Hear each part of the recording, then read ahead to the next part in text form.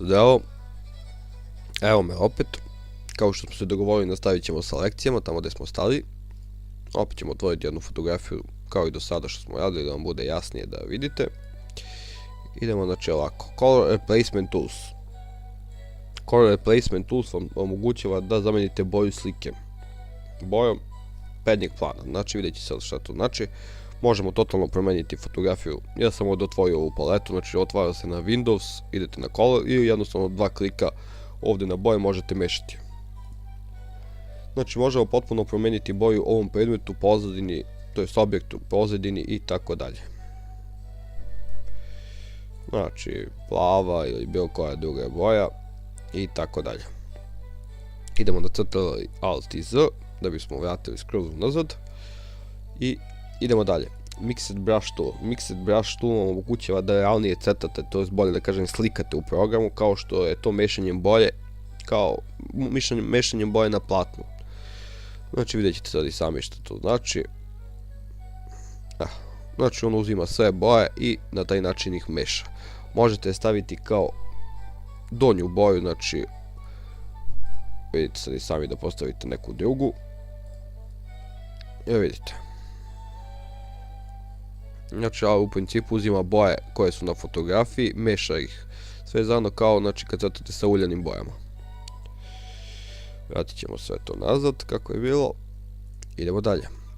Clone Stamp Tool vam omogućava, znači to je alat koji služi za kloniranje.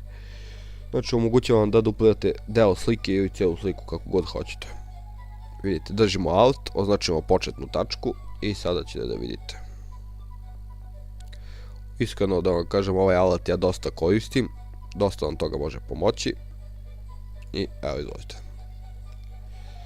To bi bilo to. Idemo dalje. Idemo na alat koji se zove Pattern Stamp Tool. Pattern Stamp Tools je veoma koristan alat za izradu dizajna. Možete da ga koristite da biste svojoj fotografiji dodali zanimljive teksture, pozadine, možete kreirati sopstveni neki pečat. Znači idete na Edit, Define Pattern i tako dalje. Znači ja već ovdje imam nešto što sam dodavao čisto za primjer da biste vidjeli, tako da gledajte sad.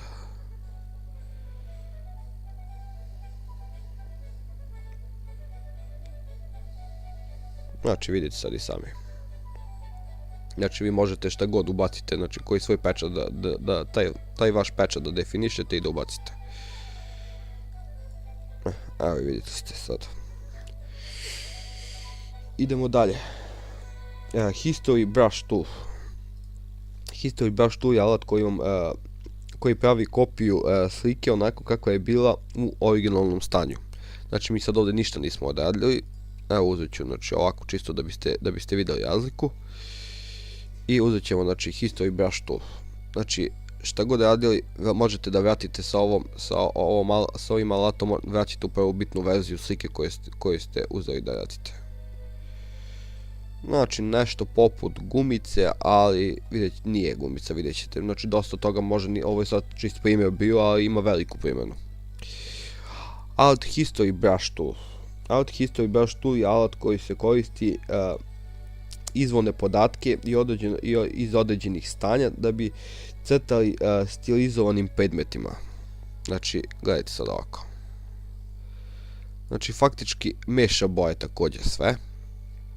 Isto se koristi za slikanje, za crtanje i tako dalje. Idemo sad dalje. Erase Tool. Erase Tool je osnovni alat za brisanje piksela. Znači možete da brišete u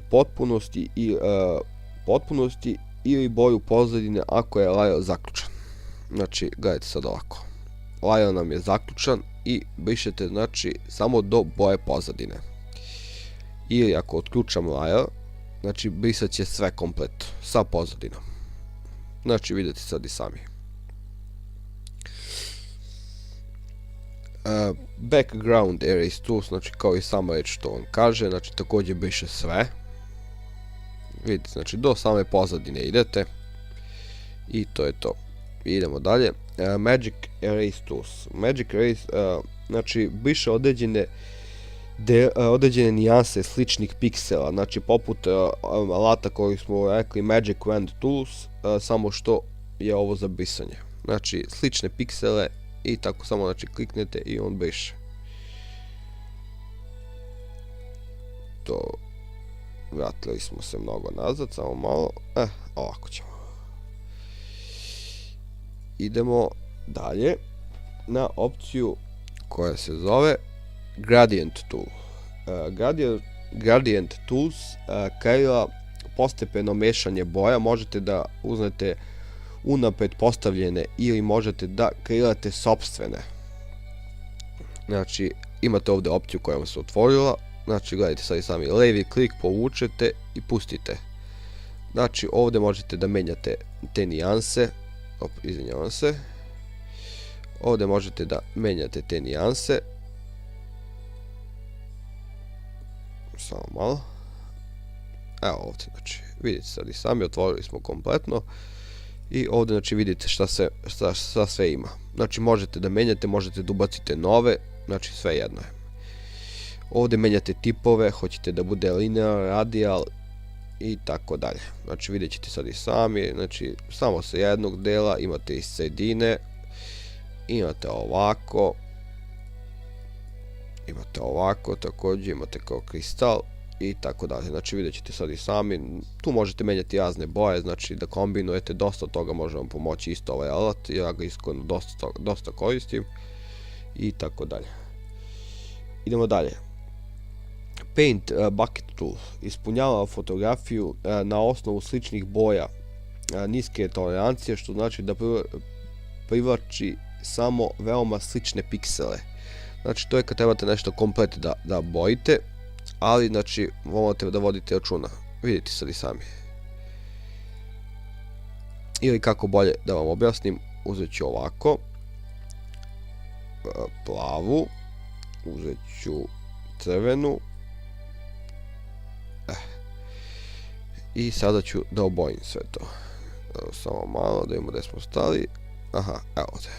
Znači hoću da obojim to uz zelenu. Vidite se li sami. Znači samo te neke slične detalje koji su slične, to je slične piksele. To bi bilo to. Idemo nazad, da se vratimo. I tako. Idemo na opciju Blur Tool. Blur Tool je alat za zamućivanje. Koristi se za efekat zamućenja. Svaki pokret smanjujete kontrast između pogođenih piksela. Znači ulećet ću ovu fotografiju da vidite. Gledajte sad, znači vidite sami koja je razlika, znači zamućujete piksele neke i tako dalje. Dosta vam isto također može pomoći ovaj alat. Idemo Sharpen Tool.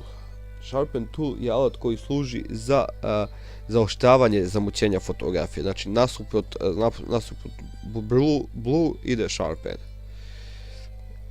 Znači on faktički izoštava neke piksele. Dovodi do maksimuma njihovog. Zavisi koliko koristite. Sljedeća alatka je Smudge Tools. Smudge Tools je alat koji služi za mazanje, to jest zamazivanje boja kao kada provučete prstom po svežim bojama. Znači, gledajte sad i sami. Znači, faktički mažete po fotografiji. Znači, može vam i ovo dosta koristiti. Kažem vam, sve zavisi od projekta, od slike, od fotografije koja se radi, zašto se radi, šta vam treba i tako dalje. U suštini svi ovi alati ovdje su vam veoma bitni za bilo koji projekat fotografije. Znači vidjet ćete i sami trenutnu fotografiju koju sam ja sad završio. Kasnije ću vam pokazati kako se dobija ovakva fotografija, kao i do sada u sljedećem videu. Vidjet ćete nešto, vidjet ćete neki primjer nekog projekta kojim budem radio, tako da ću vam pokazati u praksi ove sve alate, znači kako se koriste, zašta i tako dalje. To bi bilo to. Vidimo se u narednom videu drugi put.